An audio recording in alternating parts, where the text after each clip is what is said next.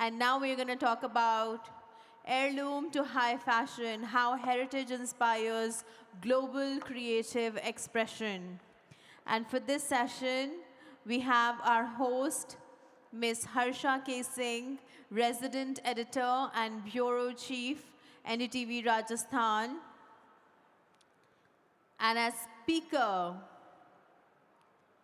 we have another international guest.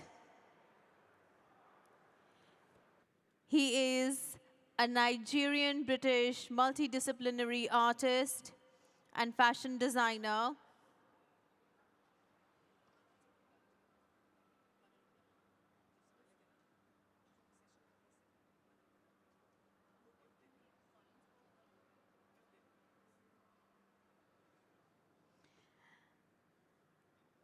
Our speaker, who is going to be joining us for the upcoming session on fashion, is a multidisciplinary artist and a fashion designer whose visionary work bridges African and Western aesthetics, fine art, and purposeful storytelling, with a design philosophy grounded in heritage, resilience, and cultural renaissance. Mr. Collins uses fashion as a medium to explore identity, celebrate craftsmanship, and uplift communities. Born in the UK and raised between the Nigerian and England, Chucks discovers his creative voice early through tailoring taught by his grandmother. I would also like to request Mr. Madan Padaki to please join us on stage and present a memento to our host and speaker. May I please have Mr. Madan on stage to present a memento to Ms. Harsha K Singh and our speaker, Mr. Chuck Collins. A little more about our speaker, our international guest. His work has graced prestigious runways and red carpets worn by influential roster including Kerry Washington, Jimmy Fallon, the Jonas Brothers, Michelle, John Batiste, Sebastian Stan. His designs have been featured in Vogue, Essence, WWD, Forbes, Harper's Bazaar, LA, among other notable publications. A creative visionary who is about to share his thoughts on Heirloom to High Fashion, how heritage inspires global creative expression. Over to our host, Ms. Harsha. Everybody, can we have a round of applause? An international guest is on stage. He's here in India. Let's share the warmth.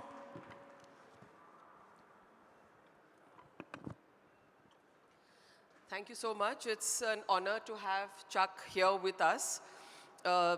It's an very interesting topic, actually, different maybe from what everyone's been listening to so far. It's about heirloom and how heritage actually informs and inspires global creative expression. Now, Chuck, you're someone who's well known in the fashion world. But if we go and look back at your heritage, what has been your heirloom and what has been your journey, you actually learned to sew from your grandmother. What was it like at that time? What did you learn from her?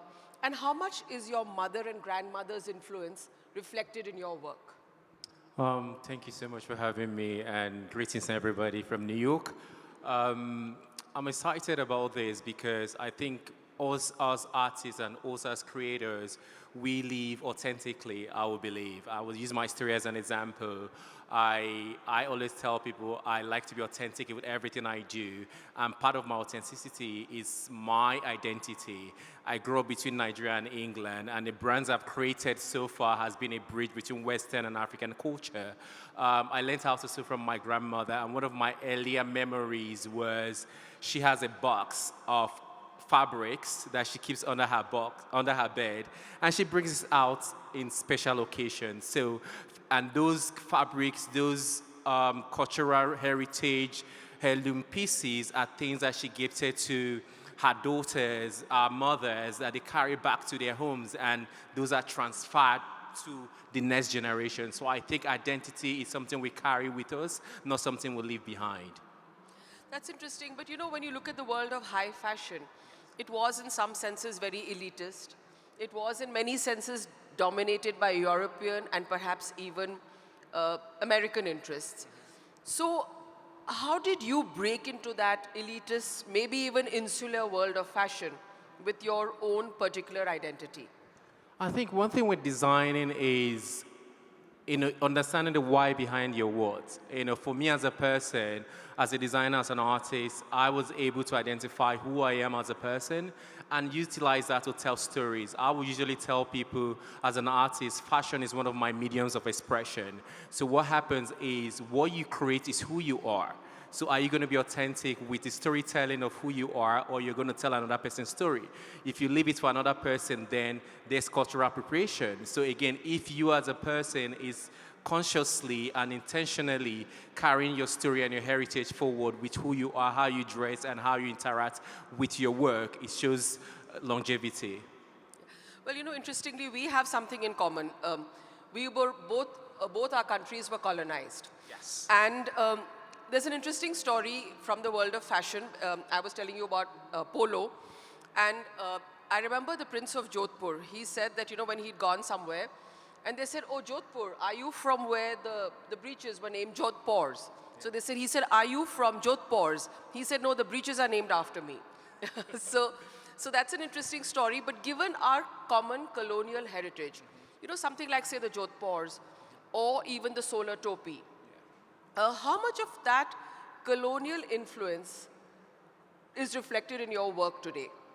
My story is quite different, and I was telling somebody that recently. I said my interpretation of African fashion or Nigerian fashion is totally different from somebody who is, let's say, for instance, from another part of West Africa. So my identity as a designer or as an artist is what I carry forward, or my influences. I talked about authenticity earlier, and everywhere I've been, the places I've visited or the places that influence me are things that make up me who I am as a person. So I think what I've learned in my journey is to continuously carrying that forward.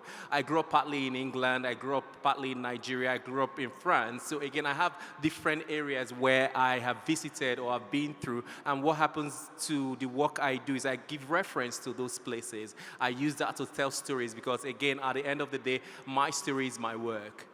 But you know, your African identity, I think, is very important to you somewhere, because you also have founded the African Fashion Council. Yes. What's the idea behind that, and what is the kind of work it does? I had a very rough start as a designer. I have 4 bachelor's degrees and 2 masters. My mom wanted me to be a doctor, pilot, and all that. And in my journey, I didn't see people who looked like me. The first time I showed at New York Fashion Week, I think there were just 2 African designers that were showing us at that time. So for me, visibility is very important. And with that in mind, even going to school in the US and in UK, I actually had a lot of difficulties branching out in the industry. There was no blueprint, there was nobody to mentor me or lead me or show me the way. So what we decided to do, I and a friend of mine, was to create an organization that help amplify African designers on the global platform. Again, there are resources, there are opportunities, but again, if there's no institution on how to identify those things or identify the key players who can help build our ecosystem for support, there won't be longevity. You know, when you talked about your motifs and silhouettes, Yes. can you explain to me how do you merge your 2 kinds of heritage or heirloom that you have actually inherited? Because it's, in some senses, do you think it's, is it an antithesis, or do you manage to marry them? I married them together because I believe in craftsmanship and tailoring. And the artisan part is the African heritage, the motifs, the spiritual interpretations, the cultural references, and those I bring into my work in like prints, in like colors, in in different areas, and what I've been able to do is marry them bothly. So I love tailoring. I love suits. Suits was the first thing I learned to make. My grandmother taught me that, and that's part of colonization too. And growing up in England and seeing the tailoring there, I think those are elements I bring into my work. So there's that high level of tailoring and craftsmanship from my British side, and also that cultural reference that comes from the African heritage. That's very interesting. So actually the craftsmanship and the perhaps, the precision that comes with your British heritage. Very interesting. Yeah. Also, we are talking about fashion and how heritage inspires fashion, but fashion is fluid in some senses. Yeah. So you're obviously reinterpreting your heritage. Yeah, absolutely. I wrote something when I was sitting down there, and I think I want to read it out.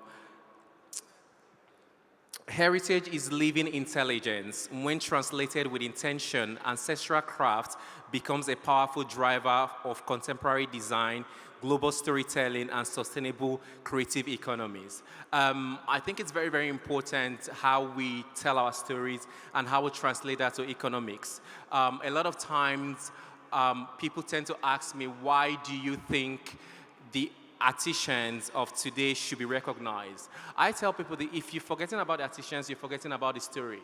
In terms of scaling, in terms of storytelling, they are very important. Most times when people copy designs that are not theirs, what happens at the end? People complain. But again, when you give reference, collaborations, which I believe solely in, then we promote the artisans who create this work. I produce in India here, and I actually give reverence to the people I work with. So it's all about recognizing people and intelligence in the terms of work that you do. So interesting, you said people complain. I mean, recently there was a fashion controversy over the use of the Kolhapuri chappal. Yeah. And India said, look, this is our traditional heritage, and you have not acknowledged it. If you remember, what were your thoughts? What are your thoughts on that? I felt like there was a mismark and a missed opportunity. A lot of big brands often do that. A lot of big brands try to hire people who have the cultural reverence, but a lot of times they miss the mark. That would have been a great point for them to market and do a great collaboration with the heritage where that is coming from. So I think that was a big mismark on that point, and I totally disagree with them, and I think they should pay more reference and pay some money to that. Pay some money. Well, interesting. But Chuck is also doing something with India. Yes. You're doing something called Threads of Legacy. It's something very close to his heart. Yes. And he's going to be visiting a design studio tomorrow also. Yes. And he does block printing. Yes. So please tell us something about that. This Threads of Legacy is a mission where we're trying to introduce more visibility in terms of the relationship between Africa and India, basically. We're going to bring 10 African designers and bring 10 designers from India. And, cross-reference culture, collaborate together, think about ways that we can partner together and elaborate more on our heritage and our design solely. And this is going to happen in 2026 in November. Yeah. And where's the fashion show on that going to be? It's going to be here in India, and you can visit the site at traceoflegacy.co. Great. I hope I get a ticket to that one. Absolutely. Well, since we are at a DigiFest, and of course, we're discussing AI, and we heard all these people talking about AI and business models. Have you used technology in some ways to look at design? Is it possible? I'm an artist at the core. I believe in the simplicity of what AI can do for you, but I don't think AI can take a design job, from my own understanding. I believe there are tools that you can utilize to help amplify your work as a designer through AI, and that's very helpful, but I don't think AI can take the job of a designer, not yet, to my best of the knowledge. That's interesting. Well, also when we're looking at design, and especially design which comes from, say, India, or it comes from Africa, those kind of roots, there may be a certain stigmatization which you were talking about, especially if it comes from maybe, things like caste, class, the lower economic order. Is it acceptable on the high ramps of fashion? I think that what happens is when a big brand does it, it becomes acceptable. And, there's a saying, a priest is not recognized in his own country, right? Even for myself, I had similar issues when I moved to the US, and I think I did a collection where I utilized African print. And an editor who's actually from Africa actually said to me, be careful how you use the African print. So there's some sort of stigmatization that comes to either you're being too Africa or too indigenous with your design. But what I will tell people is be authentic to who you are and do it in a fine way. Amplify that to appeal to different audiences. I think one thing about creating a brand is also understanding who your target audience is. If your target audience is set out around a particular area, what do they wear? Who's your client? Where does she go to? So those things are the things you have to put into consideration when designing. So you're designing for the right crowd.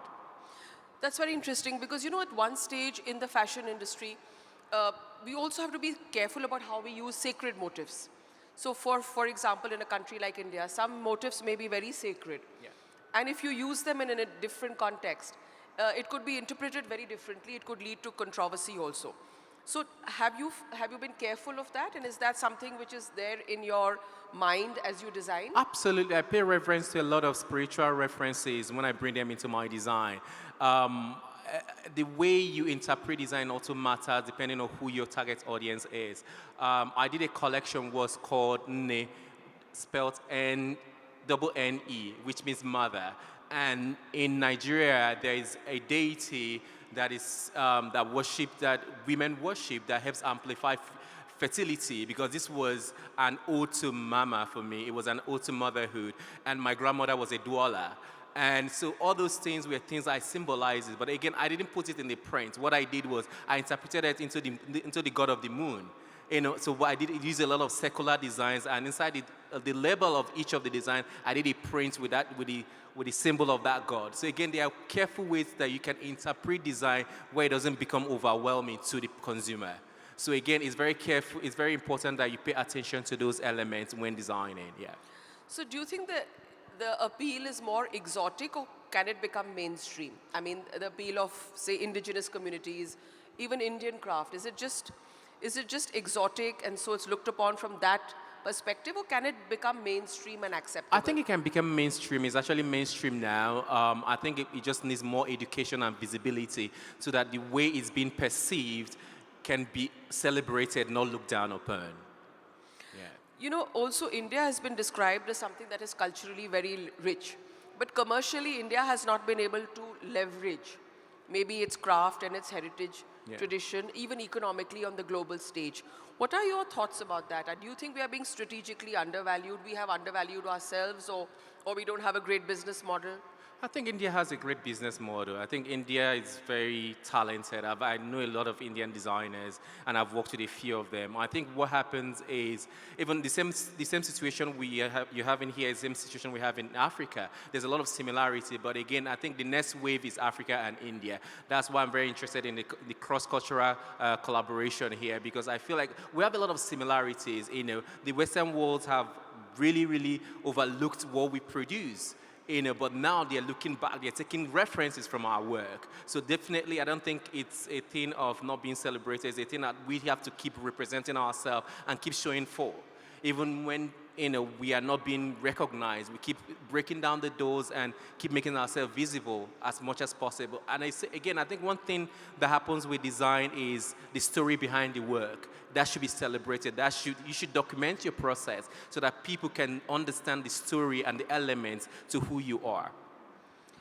You're saying you're working with Indian designers. How do you collaborate? I mean, could you give some examples of who you're working with? And I've worked with Lucy Studio in Bangalore. I've worked with another studio in Chennai, and I'm visiting one tomorrow. And what I've done basically, because I'm a sustainable designer and I do small scale production, so I utilize that. I utilize small factories here and small production houses here to produce like evening wears or items that are, high crafts with a lot of beadings and all that. So I actually do that from India here. Well, you said that the Jonas Brothers are among your clients. Yes. And it's very interesting because he really made headlines here when he married a very famous Indian actress. And so much of their wardrobe, their wedding, their entire celebrations were a beautiful hybrid of cultures. Absolutely, absolutely. they did a music video where a stylist from their team reached out to me and we produced a few pieces for them, which was really great and great visibility for our brand as well. And I think, even celebrity seeding or celebrity partnership is very important, which I would encourage any young designer here. You can DM anybody, you can reach out to people. I think part of visibility doesn't have to be when they find you. You have to be ready so that you can utilize the opportunity when it comes knocking on your door. Yeah. Have you ever had to sort of convince a client that, when they come and look at, say, a piece that you've done, do you give them a story behind it? I mean, in that sense? Absolutely, absolutely, because that's where the legacy is. That's where the luxury is not about the price tag. It's about the stories, about the workmanship, it's about the people who produced it. So for me, my work is very dear to my heart, and everything I create, there's a story behind it. So that I make a point of duty to educate my clients, educate people who buy from me, as much as I can. Because again, when I sell in stores or other stores that I sell in, I'm not there in person. But again, I try as much as possible to educate people who work there or people who we partner with for those things to happen. Yeah. You're looking at, palaces today. We have great heritage, even heirlooms, handlooms. You're looking at ateliers. You're looking at cultural houses. Yes. So do you think somewhere, even say museums in New York, like the Met, they had a lovely show on China, if you remember, they had. Yeah. So do you think somewhere these institutions can become sort of laboratories for preservation of heritage and also interpretation in a modern context? Is that the way forward, or should it actually be the market? I think the market should take ownership. I think the people should take ownership.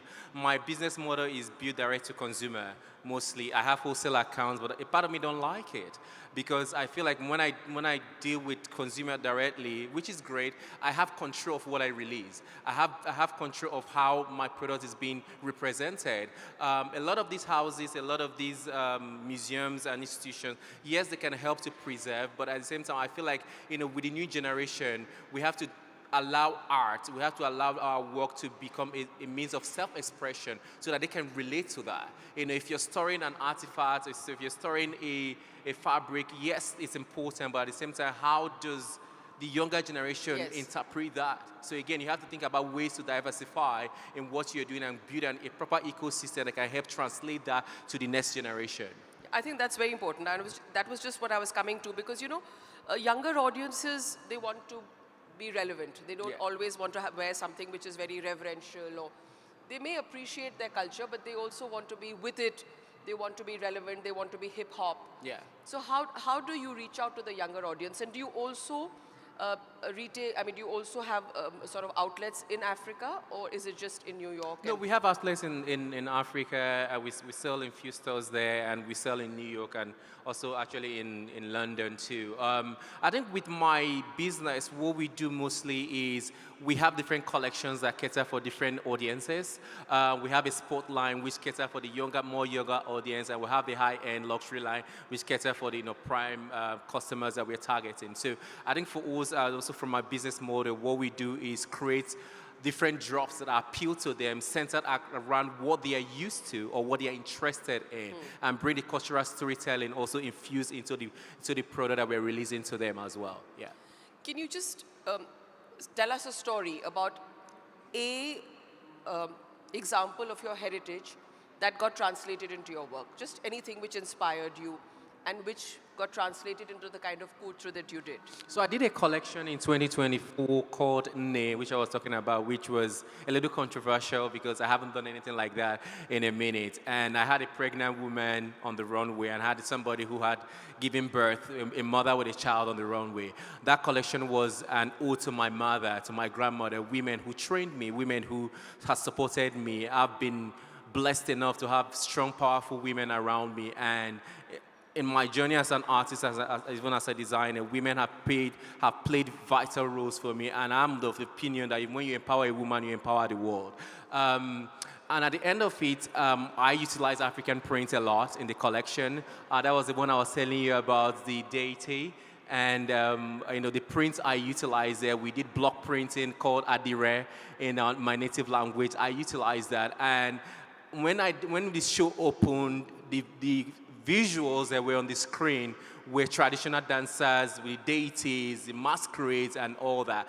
And the songs that we used for the runway was different from what normal New York Fashion Week would be. So it was a little controversial, but again, it drew attention to the beautiful work and the beautiful heritage about my home country, Nigeria, which I have not done in a long time. So for me, it was a job well done for me and a pat on my back for me, and that actually got more visibility than most of the things I've done because again, controversy sells. But again, it's a good controversial story because again, this is me empowering women. This is me having a woman with her baby on the runway. This is me having a pregnant woman on the runway, which people don't celebrate. This is me having plus-size women on the runway. Yes. The women I grew up seeing, they are not size 2s and 4. Yes. So again, I brought all those things into the ecosystem of the design, and I did that, and I was satisfied for doing that, really. I think that's a very important point you made because a lot of the fashion prototype Yes. and the model who should be seen on the runway is very much European standards. But what you said is even Indian women, you don't fit into that model and you don't have to aspire to be that.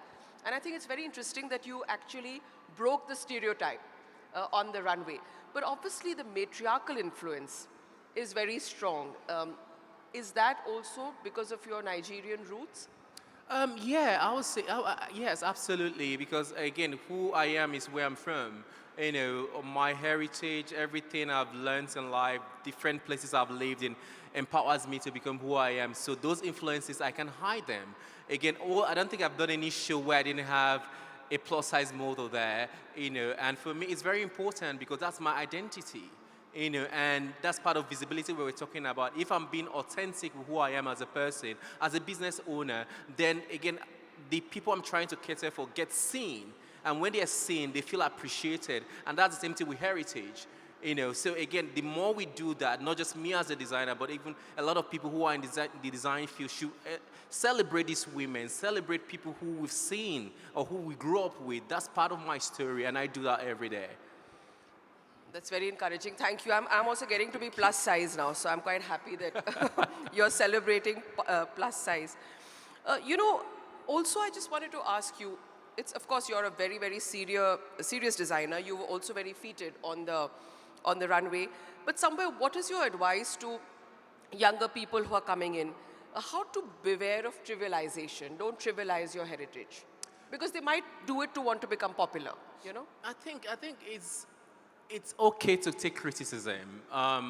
Even when I started, I went to school in London and I came to US and I went to school in US because I wanted to understand the the American fashion system. And when I was leaving school, I got a job at Zac Posen. That was the first place I got a job at. Then from Zac Posen to Nanette Lepo, from Nanette Lepo to Ralph Lauren, where I was there for about 6 to 7 years, different departments, and eventually I resigned to start my own brand. And one of the mistakes I made at the early stage was trying to dilute my identity because I wanted to fit into a stereotype. Yeah. Because I don't want to be seen as a particular kind of person, and that was a mistake on my own part, and I learned the hard way, But what I would tell the younger generation today is be authentic to who you are. If you think who you are is XYZ, carry that to the end. Don't change. I'm not saying you can't evolve. You can evolve as a person, but again, if you tell a lie about your identity today, you will keep telling that lie. And what happens at the end of the day is it's hard to tell lies. So if it's rather for you to be authentic, and that's what builds a brand, because you can relate to that. And when you're talking about a brand, it comes up genuine. It's who you are, and it's easy for you to carry forward. Because if you're trying to be somebody else, you will fail. You will fail woefully because, again, it's not a thing of pride, and you're pretending to be somebody else. But again, when you carry identity, carry who you are, again, I'm not saying you shouldn't amplify and become, the best version of yourself, to fit into, the audience you're trying to cater for. But again, carry a sense of who you are. That's your pride. For me, I live by it. It's my long sleeve every day, every night. Yeah. Well, very interesting that you work with someone like Ralph Lauren, because I think Ralph Lauren, in some senses, is not the most experimental person. But, you also studied a lot of fashion before you stepped into the fashion world, actually. I think you have a very onerous and even a very a lot of degrees that you've done. Yeah. Do you think that's important that you? Well, for me, it is. It was really. I did my first degree in accounting and finance.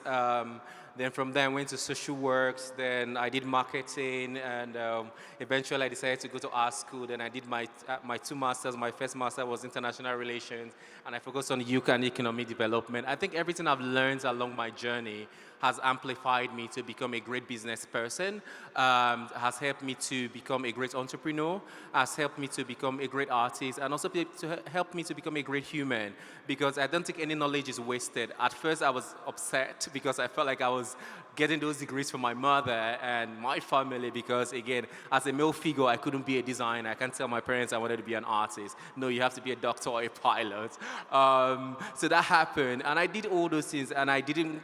At first, I was upset about it, but now owning businesses and working in different sectors and doing a lot of things with my life, those knowledge are playing a vital role in who I am, because I can pivot from point A to point B and be able to talk about different things that helps me become who I am as a person. Interestingly, you're also stepping into the world of home design. Yes. So Lush Decor is Yes, your new... I partnered with a brand called Lush Decor, and we launched our home line last year, which is actually sold on Target, Bloomingdale's, Amazon, and a few other stores. And it's something I'm actually looking forward to. I saw a beautiful rock company back there at the craft shop down there, and I think I would love to work with them because I'm launching more of that in the next quarters coming forward. Yeah. Really love home design. I feel like home and fashion goes together. And what I'm bringing to the home world is the idea of your third home. The first home is who you are as a person. The second home is what you wear. The third home is where you lay your head on. So how do you reconcile all that in together in one cohesive story? Well, as a journalist, I'm quite happy you decided to work with people here, because I've done a series of stories on Trump tariffs. Oh, nice, nice. So the jewelry industry, the apparel industry, they were all quite worried that they would not be able to, the market in the US would be reduced for them and become inaccessible because of the tariffs. Yeah. But anyway, that's a separate conversation. So when you're looking at Lush Decor, again, what are the trends in the world in home decor? I think people are looking for meaningful purchases. People are looking for the story behind the work. People are looking for authenticity. People are looking for heritage. People are looking for things they can pass forward. Again, like as a woman, I was talking to a client of mine recently. How many A-line dresses can a woman have? Or how many skirts can you have? How many pillows can you have in your home? But if it's pieces that mean something to you, that have great story behind it, sustainability behind it, artisans, the lives that the work is empowering, then you become more investing into another piece. So I think for me, it's buying with intention now. That's where consumers are going to now. I think all your business degrees helped you, because you've got a lot of innovative ideas. Thank you. I think I've asked you a lot of questions now. But anyway, just what does the word heirloom mean to you personally? I think heirloom for me is what I would call legacy in transition. It's an intelligence that you pass forward. It's an identity that can be carried forward, not left behind. I'm actually working on a new collection titled Ancestral Futures. And what that means is a relationship between the past and the present. You carry the past into the present to influence the present. So again, heirlooms are pieces that we create, the identity that we carry forward, but we don't leave them behind. We take them to become more into the present day. We take them to amplify the new existence of who we are as humans at the moment, yeah. Also when you're looking at markets, and say if you're talking about heirlooms, sometimes heirlooms are very high maintenance. Absolutely. So for example, in India, the traditional saris, they have perhaps silver and gold also woven into them. Yeah. But you have to make it market friendly. So is that something that when you look at textile and the kind of fabrics you work with, is that very much in your mind, that it also has to be accessible, usable, and maintainable? Yes, absolutely. I think for me, I have different design processes, and most of the time when I'm looking at fabrics, I look at it from present, past, and future. I look at a particular silk that has a lot of embroidery to it. How do I take this and make it now? Again, where is my client wearing this to? How can I utilize this fabric where I preserve the cultural reference that it has? It could be simplifying the embroidery into that. It could be turning that embroidery into, instead of it being a heavy embroidery, it could be a block print into another silk fabric. It could be a simplified line that I take from that embroidery into a new fabrication that caters for more scalable medium than the original concept. The original concept can be utilized to what I would call like bespoke pieces that are maybe used for special occasions or special events. Then the simplified version we becomes ready to wear, like how we have couture and ready to wear. So those are elements that we break down in design processes and see what works for now and what works for the larger audience. Yeah. And when you're talking about you've got people working for you, how do you somewhere pass on that knowledge? Because you've got people working for you, you've got young designers working for you.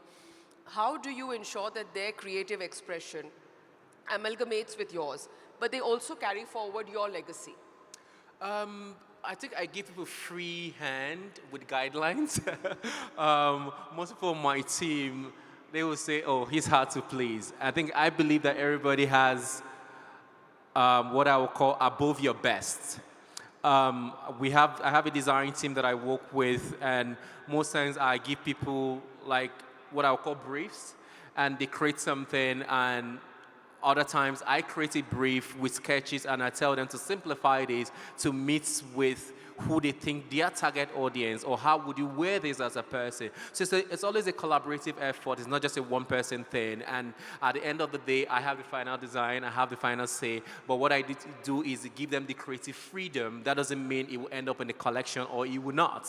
But what it does is it gives them the authority to become true to themselves, and it helps keep sharpening their own design process to also understand their design capability. I don't think you should limit anybody to conform to who you are. A lot of design houses does that.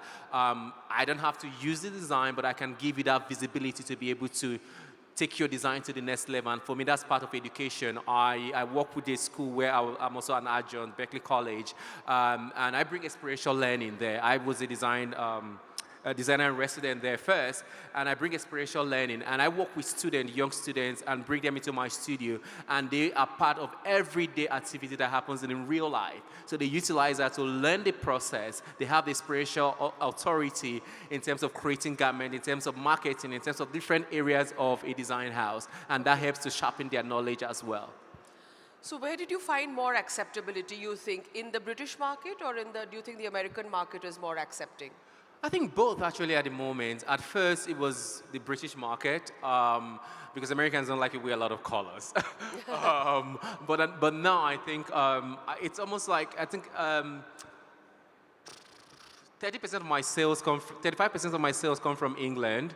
34 comes from the US.